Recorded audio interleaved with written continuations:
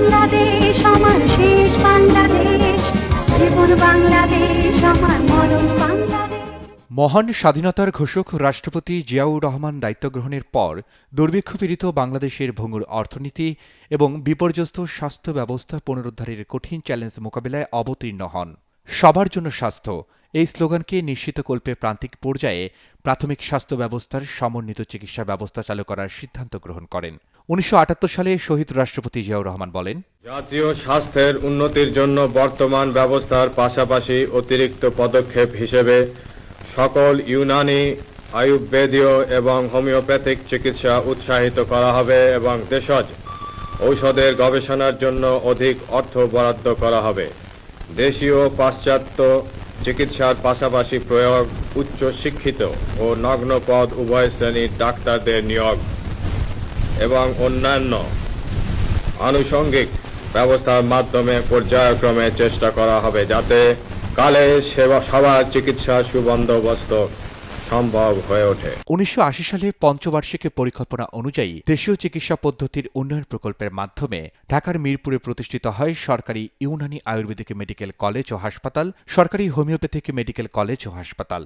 ১৯৮৯-৯০ সেশনে ঢাকা বিশ্ববিদ্যালয়ের চিকিৎসা অনুষদের অধীনে ৫ বছর মেয়াদী bachelor of Unani medicine and surgery, bachelor of Ayurvedic medicine and surgery, bachelor of homeopathic medicine and surgery course এবং ১ বছর মেয়াদী ইন্টার্নশিপ চালু করা হয়। ১৯৯১ সালে এই চিকিৎসা ব্যবস্থা সম্প্রসারণের গুরুত্ব অনুধাবন করে তৎকালীন মাননীয় প্রধানমন্ত্রী বেগম খালেদা জিয়ার নির্দেশনায় স্বাস্থ্য মন্ত্রণালয়ের অধীনে স্বাস্থ্য অধিদপ্তরে হোমিও ও দেশজ চিকিৎসা নামে বিভাগ গঠন করা হয়। ২০০১ সালে তৎকালীন মাননীয় প্রধানমন্ত্রী দেশনেত্রী বেগম খালেদা জিয়া ও তার সরকার এক মহা পরিকল্পনা গ্রহণ করে। পরিকল্পনার অংশ হিসেবে অল্টারনেটিভ মেডিকেল কেয়ার নামক প্রকল্প হাতে নেওয়া হয়। তার ধারাবাহিকতায় অল্টারনেটিভ মেডিকেল কেয়ার প্রকল্পের মাধ্যমে প্রধানমন্ত্রীর কার্যালয় সহ ৪৬৭টি উপজেলায় ভেষজ বাগান গঠন করা হয়। এরই ধারাবাহিকতায় ২০০৩ সালে বাগান পরিচর্যায় ৪৬৭ জন হার্বাল অ্যাসিস্ট্যান্ট এবং ৬৪ জন সাপোর্ট পার্সোনাল নিয়োগ দেওয়া হয়।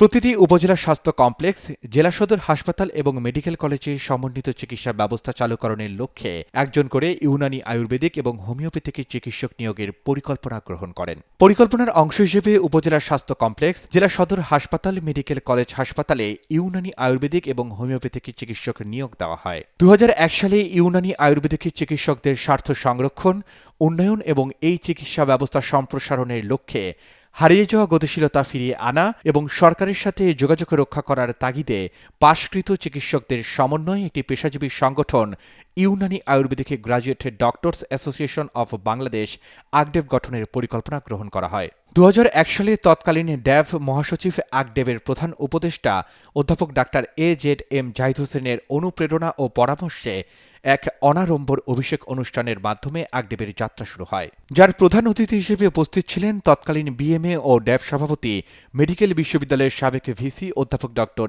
MA হাদি।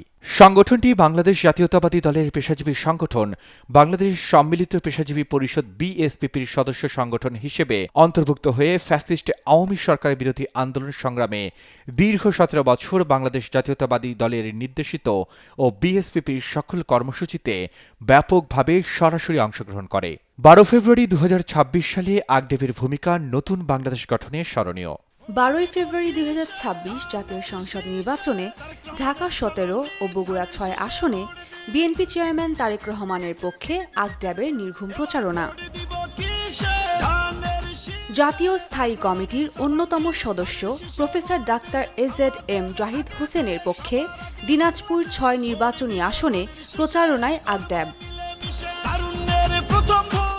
ঢাকা ১৫ আসনে শফিকুল ইসলাম খান মিল্টনের পক্ষে নির্বাচনের প্রচারণায় আগডেব। বন্যার্তদের মাঝে স্বাস্থ্যসেবায় আগডেব। আর্তমানবতার সেবায় বিএনপির ত্রাণ তহবিলে আগডেবের অনুদান। দুস্থ রোগীদের জন্য আগডেবের ফ্রি মেডিকেল ক্যাম্প ও ওষুধ বিতরণ। হাজার বছরের ঐতিহ্যবাহী ইউনানি আয়ুর্বেদিক চিকিৎসা পদ্ধতি প্রতিরোধমূলক স্বাস্থ্যসেবা এবং দীর্ঘস্থায়ী রোগের সমাধানে অনন্য। আগডেব মনে করে দেশীয় ভেষজ সম্পদকে কাজে লাগিয়ে বেকারত্ব দূরীকরণ, অর্থনৈতিক সমৃদ্ধি, নিরাপদ ও আন্তর্জাতিক মানসম্পন্ন ওষুধ উৎপাদন করে জনগণের দোরগোড়ায় শাস্ত্রীয় চিকিৎসা সেবা পৌঁছে যাক। সবার আগে বাংলাদেশ। মাননীয় প্রধানমন্ত্রী তারেক রহমানের এই স্লোগানকে সামনে রেখে নির্বাচনী ইশতেহারে স্বাস্থ্য খাতের মহাপরিকল্পনার অংশ হিসেবে টেকসই স্বাস্থ্য ব্যবস্থা গড়ে তোলা, প্রাথমিক স্বাস্থ্যসেবায় ইউনানি আয়ুর্বেদিক হোমিওপ্যাথিক চিকিৎসা ব্যবস্থা সম্প্রসারণ করে কর্মরত দক্ষ চিকিৎসকদেরকে বর্তমান সরকারের 180 দিনের অগ্রাধিকার ভিত্তিক কর্মসূচিতে অন্তর্ভুক্ত করে রাজস্ব খাতে স্থানান্তর, স্থায়ী কাউন্সিল গঠন, পদ সৃজন সহ পাশকৃত চিকিৎসকদের উচ্চশিক্ষার ব্যবস্থা করার জোর দাবি জানাচ্ছি।